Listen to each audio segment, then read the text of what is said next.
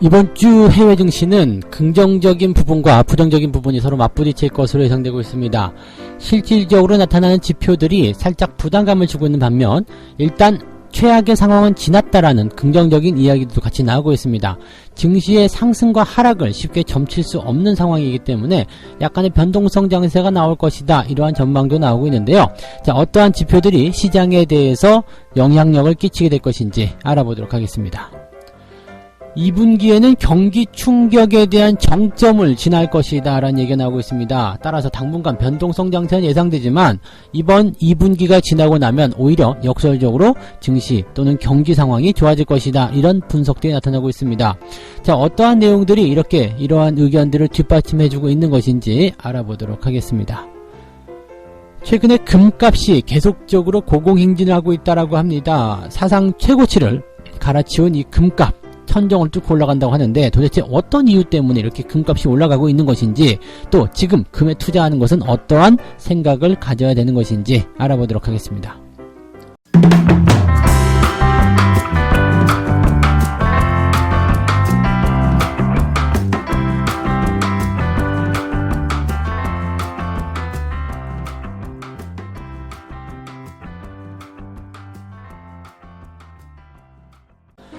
네, 반갑습니다. 오늘은 4월 13일 월요일입니다.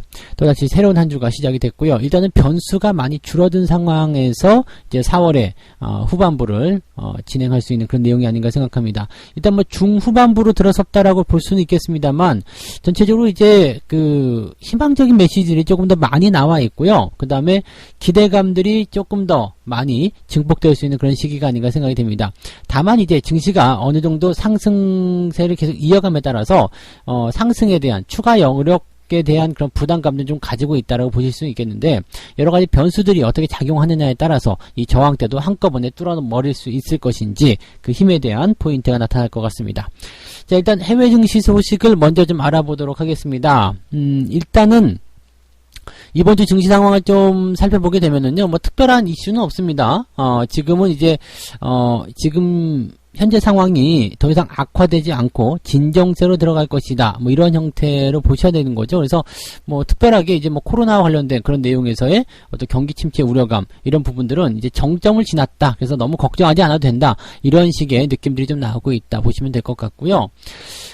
지금 하지만 이런 상태 속에서도 경제 지표들이 발표가 되는데, 이 경제 지표가 발표되는 내용들은 좀 부담감을 많이 줄 수 있다라는 얘기들이 나오고 있습니다. 그래서 이번 주에 발표될 경제 지표 상황들 좀 알아볼 텐데, 우선적으로 먼저 중국 쪽 지표를 먼저 좀 알아보도록 하겠습니다. 중국 쪽에서는요, 일단은 GDP, 1분기 경제 성장률이 나오게 됩니다. 그래서 이것이 이제 어떻게 될 것이냐에 대한 그런 주목이 좀 쏠리게 되겠죠. 왜냐면 이제 뭐라고 해야 돼요? 발원지라고 봐야 되겠죠? 이 코로나에 대한 어떤 강한 충격을 원래부터 가지고 있었던 그 지역에서의 성장률이 어떻게 되는 것이냐, 이 중국 정부의 어떤 포인트가 어떻게 될 것이냐, 이 내용들이 좀 중요한 부분이 될 것 같고요. 자, 그 다음에 또 볼만한 부분은 생산, 소비, 투자, 이런 쪽에서 나타난 주요 경제 지표들이 한꺼번에 발표가 된다는 이야기죠. 그래서 중국 국가통계국에서 1분기 국내 총생산, GDP 증가율이 3월 산업생산, 소비, 판매, 그리고 뭐 고정자산 투자, 뭐 이런 것들을 전체적으로 이제 17일날 공개하는 것으로 되어 있습니다. 이제 주말 시점이기 때문에 주중에는 계속 그 지표들에 대한 예측들이 나타나게 되면서 시장에 대한 영향력을 끼치게 될 것이라고 생각하고 있습니다.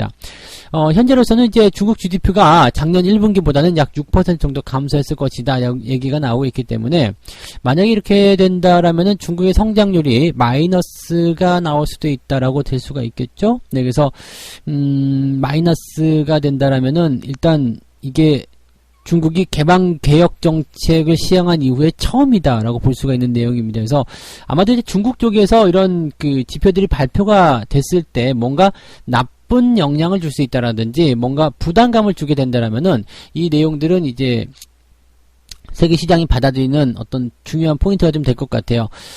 중국 같은 경우는 일단 뭐 발원지구 중심지였기 때문에 여기에서 경제적인 충격이 어느 정도 나타나느냐 그것만으로 충격이 될 수 있겠습니다만 만약에 중국 자체가 경기적인 충격을 가지고서 이제 성장률이 좀 가라앉았다라 한다면 전 세계적으로 여파를 끼칠 수밖에 없어요. 왜냐하면 지금은 전 세계의 공장이기도 하고 또 전 세계와 연결되어 있는 그런 어떤 중요한 고리 역할을 좀 하고 있는 거거든요. 그래서 중국의 경제가 만약에 무너진다, 만약에 힘든 상황이 벌어졌다 이렇게 된다면 전 세계 증시가 같이 흔들릴 수밖에 없는 상황이겠죠. 우리가 미중 무역 분쟁에서도 충분히 학습을 했을 거라 생각합니다. 미국과 중국이 싸움을 일으키면서 중국이 주저앉게 되니까 주변에 있는 한국이라든지 다른 주변 국가들이 굉장히 힘든 상황을 좀 보였었잖아요. 네, 그러한 내용이라고 보시면 되겠습니다. 그래서 중국의 경제 지표는 우리가 좀 주목을 해서 쳐다봐야 되는 그러한 내용이다라고 좀 보셔야 될 것 같고요. 그 내용이 일단은 너무 부정적이지는 않았으면 좋겠다 이런 생각을 좀 해봐야 될 것 같습니다. 그리고 뭐 어느 정도 이제 수준이 나온다고 하더라도 좀 나쁜 수준이 나왔다 하더라도 예상치보다 조금 좋게 시장이 걱정했던 것보다 조금 더 괜찮게 이렇게 나왔으면 좋겠다. 이렇게 우리가 기대를 좀 모아보는 것이 좋지 않을까 생각이 됩니다. 자, 미국 쪽에서 이야기를 좀 보도록 하죠. 미국 쪽은요, 일단 코로나에 대한 감염률이 정점에 가까워지고 있다라고 얘기해주고 있고요. 그 다음에 트럼프 대통령이 사망자 수에 대한 예측이 예상보다 훨씬 적을 것이다. 그리고 14일 정도, 즉 내일 우리나라로는 모레쯤 되겠죠. 이때 경제활동 재개 문제 등을 통해서 이렇게 이런 문제들 다시 다루게 되면서 이제 국가재개위원회를 발표할 것이다. 이런 식으로 얘기를 하고 있습니다. 그러니까 조금 더 빨리 경기가 정상적으로 돌아갈 수 있게끔 해보겠다 이런 얘기가 되는 부분이겠죠. 그 다음에 이렇게 상황이 진행이 된다라면은 일단 경기적인 어떤 지원이라든지 그 다음에 정책적인 사항들이 계속적으로 들어오게 될 테니까 아마도 긍정적인 포인트는 나타날 수밖에 없겠죠. 다만 실제로 이제 경제 지표가 발표가 되는 그 실질적인 포인트들이 조금은 부담스러울 수 있다라고 얘기가 좀 나올 수 있습니다. 현재로서는 이제 기업 실적이 이제 발표가 되는 시점이긴 좀 한데 기업 실적가 발표가 되게 되면 이 실질적으로 이제 지금 기업 실적들이 많이 늘어났으리라고 생각하시는 분들 많이 없을 거란 말이에요. 그러니까 기업 실적이 감소하는 그런 내용들, 그 다음에 앞으로의 어떤 컨센서스, 즉 예상치까지도 같이 감소시킬 수 있는 그런 내용들이 나타날 수 있겠죠. 기업들이 예상 실적을 감소시키게 되면요, 주가는 올라가지 못하는 경우가 굉장히 많습니다. 그래서 여기에 대한 충격이 나타날 수 있다라고 보시면 될 것 같고요. 국제 유가에 대한 부분들은 일단 뭐 특별한 포인트는 아니라고 보시면 될 것 같습니다. 일단 뭐 어느 정도 해소가 되어가는 과정에 있기 때문에 이 부분은 특별히 걱정하지 않으셔도 될 것 같은데 주요한 지표들이 이제 14일, 15일, 16일 이렇게 해서 계속 진행이 되는데 뭐 일단 소매 판매에 대한 부분들이 있겠고요. 그 다음에 그 경기 선행지수 이런 것들이 계속 발표가 됩니다. 산업 생산 이런 것들이 발표가 되고요. 15일날 이게 집중이 되어 있기 때문에 아마도 우리 시간으로 이제 16일 정도 주 후반부로 들어가면서 이제 부담스러운 지표들을 맞닥뜨리게 될 것 같습니다.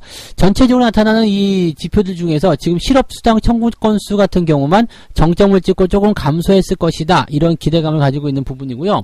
나머지 것들에서는 이제 여기에 대한 직접적인 그 수치상의 지표들이 발표가 되는 그런 시점이기 때문에 부담을 안고 있다고 보셔야 될 것 같습니다.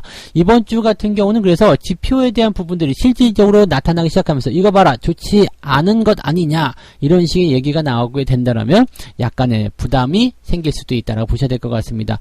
그래서 뭐 이번 주는 뭐 변동성이 나타날 것이다, 더 오르지는 못할 것이다 이런 예상들도 나오고 있는데 뭐 증시가 더 올라가지 못한다라는 것을 가늠하기보다는 일단 경제지표적으로 나타나는 이런 그 수치상의 문제들은 우리가 맞닥뜨려야 되는 어떤 사항이라고 보셔야 됩니다. 어쩔 수 없어요. 이 부분은 일단 뭐 선행지표가 발표가 되든 아니면 후행지표가 발표가 되든 아니면 경기에 대한 어떤 부분이 만들어지든 간에 1분기 동안에 우리가 이뤄낸 성과를 2분기에 지금 발표가 되는 시점이기 때문에 이 내용들은 뭐 당연히 볼 수밖에 없는 거고요. 1분기 때는 당연히 안 좋았을 것이다. 그리고 2분기는 지금도 느끼겠지만 바로 회복되지 않는 이상은 또 안 좋을 것이다 라고 생각할 수 있는 거잖아요. 그러면 실제적으로 이제 2분기가 지나가면서 정점이 들어가는 그 포인트까지는 조금 부담스러울 것이다 보셔야 되겠죠. 그래서 약간의 이제 변동성에 대한 것들은 우리가 생각해 주셔야 되는 내용이 좀 있다라고 보시면 되겠고요. 다만 예상했던 것보다 괜찮게 또 더 빠르게 회복이 되는 모습이 나타나고 있다라면 이런 내용들이 오히려 호재로 작용할 수도 있습니다. 그래서 시장 경제 지표에 대한 부분들은 당장은 좀 부담스럽다라고 생각하셔야 되겠습니다만 어떤 결과치가 나오냐에 따라서 시장에 힘을 실어줄 것인지 아닌지 생각해 볼 필요는 있겠습니다. 그래서 이번 주는 뭐 이 코로나 사태가 진정세를 보이느냐 안 보이느냐 이것이 중요한 게 아니라 경제 지표가 어떤 식으로 발표가 되느냐 여기에 대한 내용이고요. 또 시장이 이것을 어떻게 받아들이냐에 따라서 시장의 방향이 결정될 것이라고 생각하시면 되겠습니다. 그래서 아직까지는 조금 신중하게 투자를 결정해야 되는 그런 시기가 아니겠는가 이렇게 말씀을 드려야 되겠죠. 네. 자, 그래서 2분기에 대한 경기 충격에 대한 이야기, 지금 두 번째 이야기가 바로 이렇게 연결되는 부분인데 2분기에는 경기적인 충격이 나타날 것이기 때문에 당분간은 변동성 장세가 이어질 수밖에 없을 것이다. 이런 식의 이야기가 나왔습니다. 국내 8개 증권사의 센터장들이 증시 전망을 좀 했는데요. 하반기에는 본격적으로 회복 국면에 들어갈 것이다. 이렇게는 다 입을 모아서 이야기하고 있습니다. 그리고 상승폭에 대한 것들도 많이 오를 것이다. 조금 오를 것이다. 이렇게 의견은 엇갈리고 있지만 어쨌건 전체적인 분위기는 그래도 하반기에는 개선이 될 것이다. 좋아질 것이다. 나쁜 국면은 이제 2분기로 끝날 것이다. 라는 전망이 나타나고 있는 거죠. 그래서 리서치 센터장들의 전망을 한번 종합해서 좀 살펴보게 되면은요. 뭐 백신 개발 전엔 정상화가 불가능할 것이다. 이런 이야기가 있기도 하고요. 또 변동성 장세 계속 나올 것이다. 하반기 증시는 완만하게 상승할 것이다. 2분기 이후에 U자형 반등을 하게 될 것이다. 여름 선진국 업무 복귀 시에는 연내 고점을 찍게 될 것이다. V자 반등, 백신 개발에 따라서 변동이 나올 것이다. 2분기에는 W자 횡보 국면이 나올 것이다. 짧고 굵은 경기 침체가 가능하다. 이런 식의 이야기들이 나왔다고 보시면 되겠는데요. 뭐 지금 보시면은 잘 올라간다라는 이야기들 많지가 않은 것 같아요. 그냥 걱정스럽다, 쉽지 않다, 뭐 변수에 생각해야 된다 이렇게들 이야기가 나오고 있는데 일단 하반기에는 개선이 될 것이다라는 기대감들을 좀 가지고 있는 것은 맞는 얘기고요. 또 이 부분들이 어떤 식으로 우리가 봐야 되냐면 그 미국이라든지 다른 그 서방 국가들이 보는 관점과 우리나라가 보는 관점이 조금 달라요. 네. 지금 보시면은 우리나라 같은 경우는 하반기에도 그냥 그저 그럴 것이다. 횡보가 나올 것이다. 라든지 아니면은 뭔가 이제 그 좀 지지부진한 변동성 장세에 노출될 것이다. 라고 얘기가 나와 있음에도 불구하고 이 증시의 어떤 상승이라든지 이런 부분들이 현재 가시화되지 않고 있다. 이렇게 얘기하고 있죠. 그러니까, 지금 사실 이 증권사, 우리나라 국내 증권사에서 바라보는 관점은요, 시장에 대한 내용이 좀 부담스럽다. 네, 이게 맞는 것 같아요. 좀 부담스럽고 확 베팅하기 조금 힘들다라는 얘기들이 나오고 있고요. 지금 해외 쪽의 이야기를 좀 살펴보게 되면 일단 연준의 파월 의장 같은 경우도 얘기했던 것처럼 코로나 상황만 끝나고 나면 V자 급반등은 그냥 나오는 것이다. 네, 쫄 거 없다, 겁먹을 거 없다라는 얘기를 일단 하고 있는 부분이죠. 물론 시장을 안심시키기 위해서 하는 것일 수도 있겠습니다만 서양 그 서방 국가들에 있는 그 금융과 관련된 내용들이 있는 사람들은 대부분 그렇게 이야기를 하고 있다라고 얘기가 되고 있습니다. 일단 하반기로 가면서 회복이 될 것이라는 것은 전체적으로 다 동의를 하는 입장인 것 같아요. 이 코로나가 종식이 됨에 따라서 증시에 긍정적인 영향을 줄 것이다. 이렇게 얘기가 되는 거고 치료제나 백신의 개발이 어떤 속도가 어떻게 나오냐에 따라서 이 증시의 어떤 반등도 연결될 것이다. 이런 얘기들이 일단 나오고 있는 부분입니다. 현재로서는요. 그냥 우리가 다 알고 있고 예측할 수 있는 부분들이라고 보시면 되겠습니다. 그래서 지금 당장은 이제 시장의 방향성을 결정할 수가 없어요. 왜냐면 현재 시점에서 이제 그 우리가 확인할 수 있는 것은 이거죠. 이 질병의 상황이 점점점 축소되고 점점점 좋아질 것이다 라는 것을 우리가 확신할 수 있어요. 그런데 그 시기가 당장 뭐 다음 달에 될 것인지 이번 달에 될 것인지 그것까지는 우리가 알 수가 없는 부분이겠죠. 그래서 이런 여파가 하반기 어느 시점까지 영향을 미치게 될 것인지 거기에 대한 부분들은 확정적일 수 없다라고 보시는 게 맞을 것 같습니다. 그러다 보니까 증권사에서 W자형이나 U자 형태의 패턴을 보이게 될 것이다. 올라가기는 올라가겠지만 당장은 올라가기 어려울 것이다. 이런 형태로 이야기가 되는 것 같습니다. 지금 일단 시장 상황만 보게 되면 어느 정도 단기적으로 많이 올라왔기 때문에 조정을 좀 받아야 된다라는 느낌들도 좀 가지고 있으려 생각합니다. 그래서 여전히 현재 시점에 대한 관점은요. 아직 이평선 역배열 상황이기도 하고 전체적으로 추세를 우상향으로 돌려준 그런 패턴들은 아니기 때문에 지금 시점에서의 공격적인 매수보다는 좀 비중을 나눠서 대응하시는 그런 분할 접근의 대응 전략들을 계속적으로 말씀 좀 드리고 싶습니다. 이게 바닥권에서 매집을 해나갈 때는요. 한꺼번에 실는 것보다 분할로 계속적으로 나눠서 매수를 해주시는 것이 가장 효과적인 매매 방법이니까 지금처럼 이제 그 아직 경기적인 충격이 더 나올 수도 있다라는 불안감이 있는 상태이기도 하고, 변동성 양세가 예상되는 이런 시점에서는 이렇게 접근 방법 자체를 조금 다르게 해보시는 것도 좋지 않을까라고 생각해 봅니다. 자, 그래서 오늘 두 번째 이야기, 2분기에는 경기 충격의 정점을 이를 것이다 라는 얘기가 나오면서 하반기에는 슬슬 반등하겠지만 쉽게 올라가진 않을 것이다, 아직 조심해야 된다, 이런 얘기들을 해드렸다고 말씀을 드렸습니다. 네. 자, 오늘 세 번째 이야기입니다. 금값에 대한 이야기입니다. 최근에 금값이 무지하게 올라가네요. 그람당 65,340원. 전문가들은 연말까지 추가 상승에 대한 가능성이 열려있다라고 얘기를 하고 있습니다. 도대체 금값은 왜 이렇게 올라가는 걸까요? 금을 이제라도 사야 되는 걸까요? 라는 질문들을 많이 하실 것 같다고 생각이 좀 드는데요. 사실 이제 금이라는 것은요, 안전자산에 속하는 부분입니다. 안전자산. 그래서 금값이 올라간다 그러면 대체적으로 경기가 안 좋을 거야, 뭔가 불안할 거야 라고 얘기가 될 수 있는 부분들인데, 지금은 이제 약간 그런 부분들보다는 수요가 좀 많이 몰렸지 않나 라고 생각이 좀 들어요. 왜냐면 이 금값의 움직임들 좀 살펴보게 되면, 일단은 경기 충격에 대한 부분들로 인해서 경기 침체가 올지 모르기 때문에 뭐라 한다 그랬죠? 안전자산 쪽으로 움직이자 해서 이제 주식 쪽보다는 부동산이나 금이라든지 뭐 현금 보유 이런 쪽으로도 많이 이동을 했단 말이에요. 근데 지금 이 경기 침체에 대한 부분이 더 심하게 진행되고 더 강하게 진행됐을 경우에는 금이 아니라 현금이 더 중요하다, 이런 얘기가 일단 나오게 되면서 금을 팔아가지고 현금을 보유하려는, 즉 상품이 아니라 현금을 보유하려는 그런 사람들이 또 늘어났었습니다. 그래서 주가가 이제 한참 이 코로나에 대한 부분들이 맹위를 떨칠 때는 이 금값의 가격이 엄청나게 또 떨어지는 부분이 있었단 말이에요. 그래서 3월 17일경에 59,000원대까지 하락을 했었던 그런 모습이 좀 있었죠. 근데 이 시점에서 이제 경기 부양에 대한 이야기들이 나오기 시작하고, 그 다음에 경기 부양을 통해서 뭘 했냐면 달러를 많이 풀었죠. 달러를 많이 풀게 되니까 시장에 돈이 많아지고요, 금 가격이 상승하게 되는 그런 효과를 가져오게 됐습니다. 그래서 사실은 이 달러가 많아지는 것이라는 것은 인플레이션이거든요. 인플레이션인데, 인플레이션은 물건값의 가격이 올라가는 것이죠.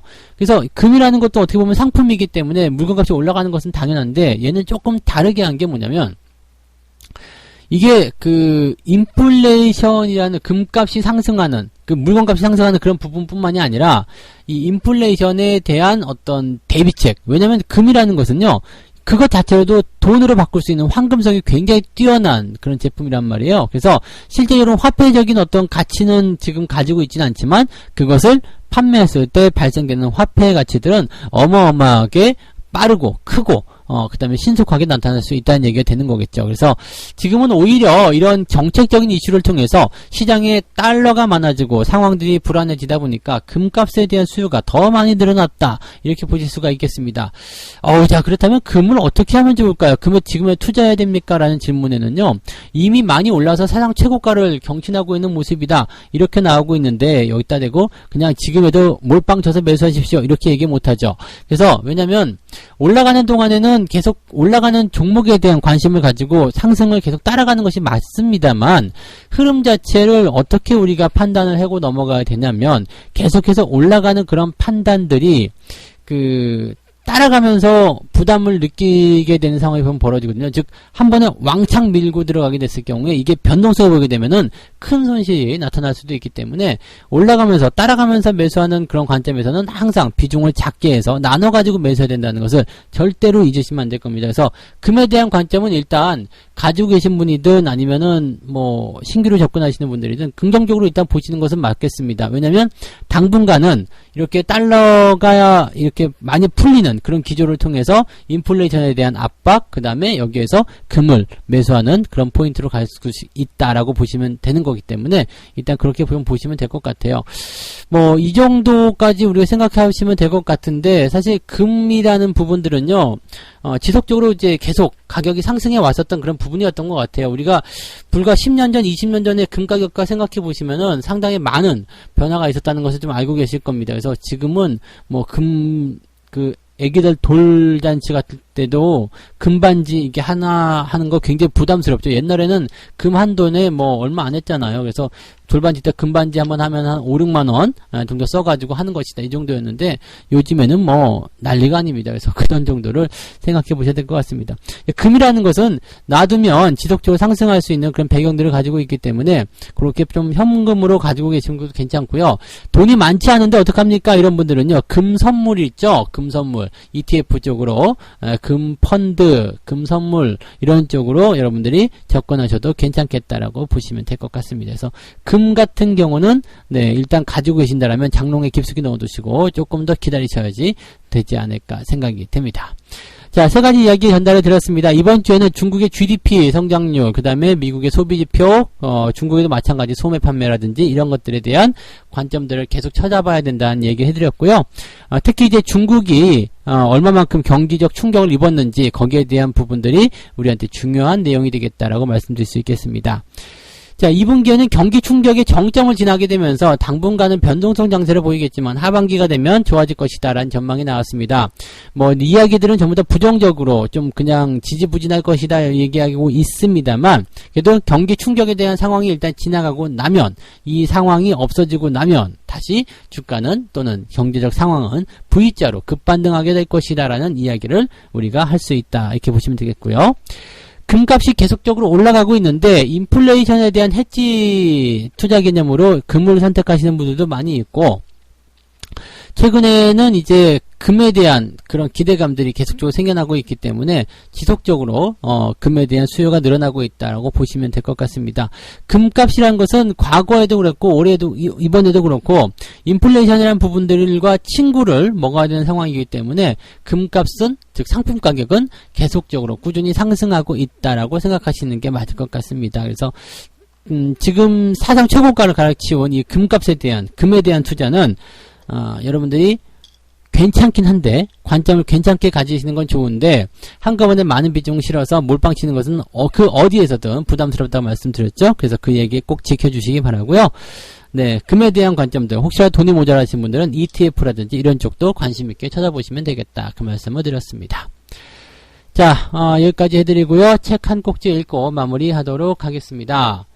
매년 10% 정도의 성적을 올리기는 상당히 어렵다. 하지만 7년 동안 2배로 만들겠다면 그것은 가능하다. 무슨 얘기인지 아시겠어요? 이게 매일매일 즉 짧은 기간 내에 수익을 딱 고정적으로 올린다라는 것은 굉장히 어려운 일입니다. 그렇지만 1년이라는 시간 동안에 100% 수익을 내겠다. 나쁘지 않은 일일 것 같아요. 가능하다고 생각을 합니다. 뭐, 여기도 1년이라 쓴 게 아니라, 한 10년? 네, 10년 만에, 원금을 2배로 불리겠다. 이런 거 가능한 일 같아요. 근데, 이거를 만약에 쪼개서 본다라면, 매달 10%씩 수익을 내겠다라고 했던 것보다 더 많은 수익을 올리게 되는 상황이다라고 보실 수가 있는 겁니다. 그래서 사실은 이제 수익에 대한 부분들을 매일매일 챙기는 것이 아니라 큰 틀에 놓고서 딱 하고 기다렸다가 한꺼번에 탁 끄집어내는 그런 형태의 모습으로 수익 실현이라든지 수익을 만드는 그런 일들을 보시는 게 좋을 것 같습니다. 자, 그래서 오늘 여기까지 이야기 다 해드리고요. 네, 월요일입니다. 그래서 상당히 변동성도 크고, 여러분들이 좀 하시기 힘들고, 몸도 마음도 힘든 그런 시기가 될 수도 있겠는데, 힘들 내시고요. 자, 오늘 잘 넘기면 또 새로운 한 주 동안의 기대감들이 여러분한테 쭉 녹아들게 될 겁니다. 그래서 모두 화이팅 하시고요. 오늘도 좋은 성과들 이뤄내시기 바랍니다. 저는 다음 시간에 다시 오겠습니다. 고맙습니다.